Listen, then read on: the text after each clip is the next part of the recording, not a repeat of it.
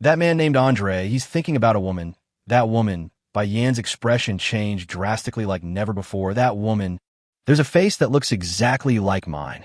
Chapter 197 Friendly Exchange. Helen quietly entered Carol's room. Carol didn't notice her arrival. She sat by the window, resting her chin on her hand and looking at the scenery outside.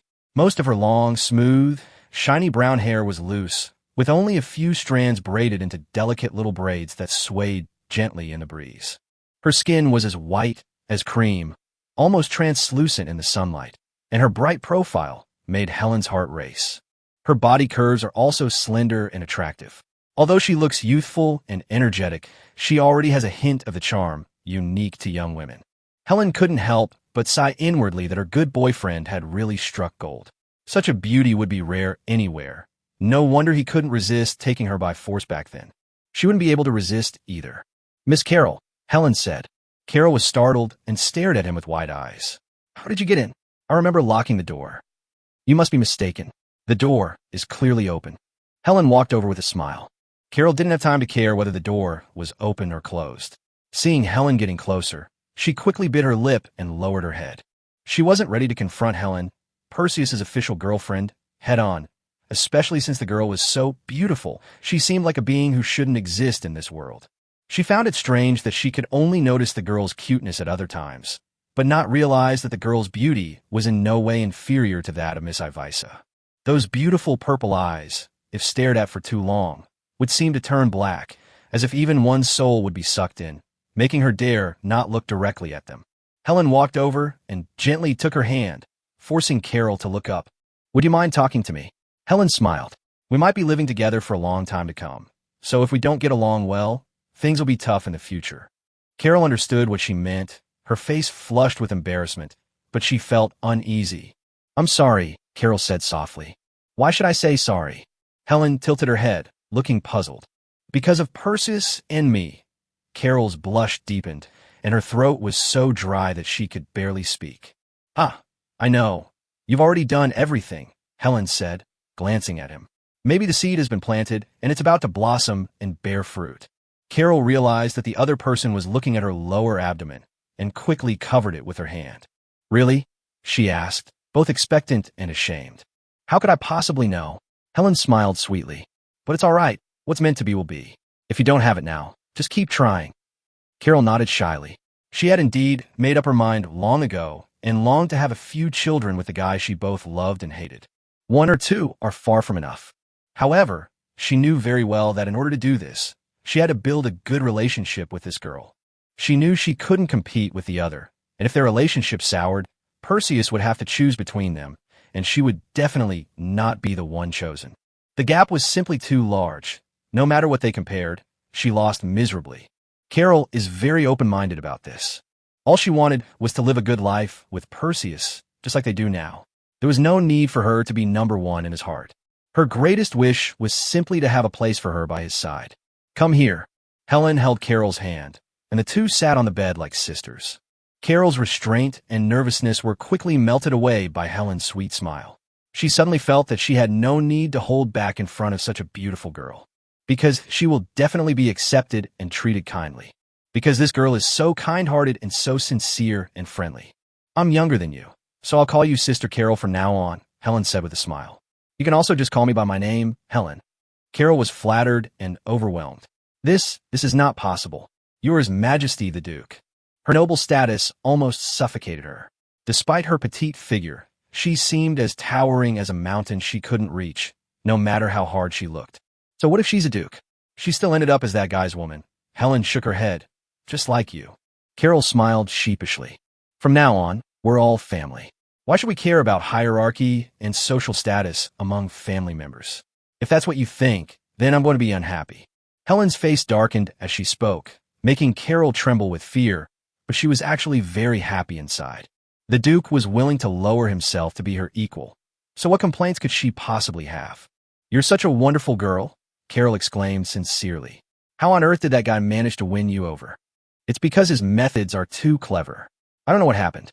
Before I could even react, I was his," Helene said, her eyes crinkling. "Sister Carol, what about you?" "Me?" Carol was embarrassed. She found it hard to say. Looking back carefully, she realized she had practically jumped into a fire pit herself, and after she came to her senses, she cried at her own stupidity. Fortunately, the outcome wasn't bad. Perseus was a very nice person and treated her very well, making her glad she had been foolish back then. Is there anything you can't say? Helen asked with a smile. Well, it was all a bit of a daze, wasn't it? Carol said angrily. It's all that guy's fault. He's such a lecher. He can't control himself when he sees a pretty girl. Actually, you can't blame him. Helen looked him up and down, clicking her tongue in amazement. Normally, a beautiful woman wouldn't make him disregard everything. Only someone like you, Sister Carol, would make him do anything to get his hands on you. Carol was incredibly embarrassed. She hadn't expected Helen, who looked so young, to speak so boldly. Of course, she was also quite proud of her beauty. After all, what girl doesn't like to be beautiful? She had never thought of comparing herself to anyone before, but recently she had suffered one blow after another, and was no longer as confident in her appearance as before, so she couldn't help but start paying close attention to it. Any compliment on her appearance would make her very happy, giving her more confidence to stay by Perseus's side and not feel suffocated by the beauties around him. Aren't you the same? Carol mustered her courage to say. You're so beautiful. He must be crazy about you, right? Does he seem to have lost his mind when he's facing me? Helen sighed. Carol thought about it carefully and realized that Perseus was frighteningly rational at all times. I was just exaggerating, Carol said softly. But do you know what? He really did like a girl to the point of madness. But unfortunately, that girl wasn't me. Helen's smile was bitter. It's Miss Ivisa, right? Carol said without even thinking.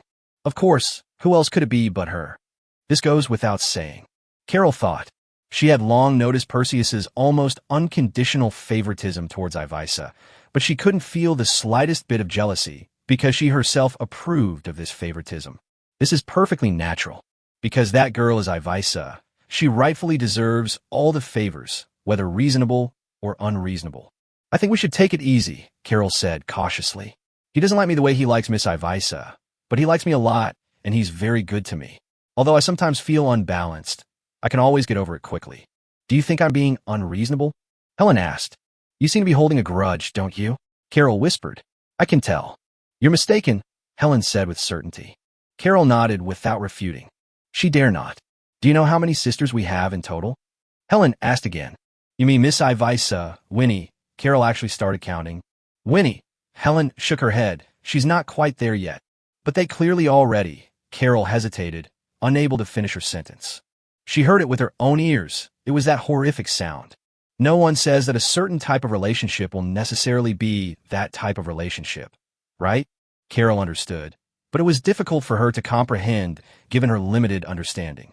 Does Perseus have no responsibility for all the terrible things he did to Winnie? Did Winnie just let go? Winnie is quite good, but she's completely outshone by my cousin, Helen chuckled. She can't even beat my cousin in her greatest strength. How could she possibly rise to the top? Your cousin, Carol exclaimed in shock. She immediately thought of Lovia's haughty and aloof appearance, and couldn't help but break out in a cold sweat. That woman was clearly not as easy to get along with as Helen, and she didn't take her seriously at all. You seem very afraid of her, Helen asked. Carol remained silent. Don't be afraid. Don't be afraid. Helen comforted with a smile. Although she is a bit unbearable, she is not a bad person at heart. As long as you are willing, you can always find a way to get along with her. Was she also Perseus's woman? Not yet. That guy is racking his brains trying to figure out how to get my cousin, Helen said gleefully. He's really going to have a headache. You don't mind? Carol asked softly. What do you mind? I'm willing to be with him, but if he dares to lay a finger on my sisters, I'll fight him to the death. Carol said fiercely, even though I don't have any sisters. Even if he's very good to your sisters, it's still the same? What? There will be some resistance, Carol said. It will be very awkward for us, the closest family members, to fall into the hands of the same guy. But I'm not embarrassed, Helen laughed. In my opinion, it would be a waste for another man to have a woman like my cousin. She should belong to my husband because he deserves all the best things in the world, including the best woman. Carol was astonished. Such a way of thinking was something she could never possess. But she actually thought it made a lot of sense. With such a beautiful woman like my cousin as your rival, don't you feel a lot of pressure? Helen asked. Carol nodded honestly. Then you'd better be mentally prepared. There are 2 more tough guys on their way. Carol was shocked. A woman of this caliber? Although she was a woman, she actually started to feel jealous of that guy, Perseus. Chapter 198 is terrifying. Seeing Bai Yan's unpredictable expression, Perseus's heart pounded wildly, his tension beyond words. Bai Yan's current appearance is just like Ivisa's when she first discovered that Bai Yan looked exactly like her. They both seem to have an inexplicable aversion and rejection towards each other, which can almost be regarded as hostility. Given Bai Yan's strength, if the two were to clash, Ivisa would definitely be the one who suffers, a scenario he absolutely did not want to see. What troubles him even more is that, until now, he has been unable to dispel Ivisa's negative feelings towards Bai Yan. How can he then get Bai Yan and Ivisa to get along peacefully? Miss Bai Yan, you're only just realizing this? Perseus asked casually. I thought you already knew. Bai Yan shook her head. She hid her true appearance. I didn't pay much attention to her before, so I didn't notice. Now you've discovered something by reading other people's minds? Bai Yan nodded. I rarely do that now. I don't like reading other people's minds because most people's minds are dirty, ugly, and disgusting. Perseus was relieved that the white flames seemed unable to read his mind. You seem to have a close relationship with that woman, Bai Yan said, his gaze deep. That woman who looks a lot like me. Yes, Perseus said. You should have known for a long time that I look like her. So you came to find me because of her? Not entirely, Perseus said seriously. Even setting aside appearances, I'm very curious about you and want to know what kind of person you really are. So, do you know now? Bai Yan asked. I know some things, but not enough for me to declare that I understand you. What did you learn? I know you are a very beautiful and kind girl, Perseus said. You are very powerful, but as far as I know, you have never used your power to bully the weak. You do not take advantage of the strong to oppress the weak, and that alone speaks volumes. Can I take that you weren't intentionally flattering me? Sure. I'm very happy, Bai Yan said expressionlessly. A smile involuntarily appeared on Perseus's face. Everything about him that resembled Ivisa filled him with joy. But I have to tell you, I hate that woman, Bai Yan said. Perseus's smile vanished almost instantly. Although he had expected it, he still really didn't want to see this happen. Can you tell me why? Would you like someone who looks exactly like you? Won't. That's the reason. Are there any other reasons? Perseus pressed on, unwilling to give up. Bai Yan frowned slightly, pondering seriously, his eyes flashing. Seeing that woman makes me feel terrible. I don't know why. It's like she is me and I don't know who I am, or that I shouldn't exist in this world. A strangely similar idea. Even Perseus couldn't help but wonder if it was really true. Ivisa and Bai Yan are like Sun Wukong and the six-eared macaque, but no one knows who is Sun Wukong and who is the six-eared macaque. Their relationship was like ice and fire, irreconcilable. Sun Wukong must kill the six-eared macaque to prove that he is the real Sun Wukong. Only by killing Sun Wukong can the six-eared macaque truly become Sun Wukong. If that's really the case, then these two are bound to fight, and it will be a fight to the death. Ultimately, one person will inevitably disappear from this world completely. Perseus certainly didn't want anything to happen to Ivisa, but he also didn't think White Flame should just obediently die. Things absolutely cannot turn out this way. Do you have any basis for these ideas? Perseus asked with a smile. No, Bai Yan said. Don't blindly trust things that aren't based on evidence, Perseus said. She doesn't know why you look so much like her, but obviously you don't know why either, right? Bai Yan nodded.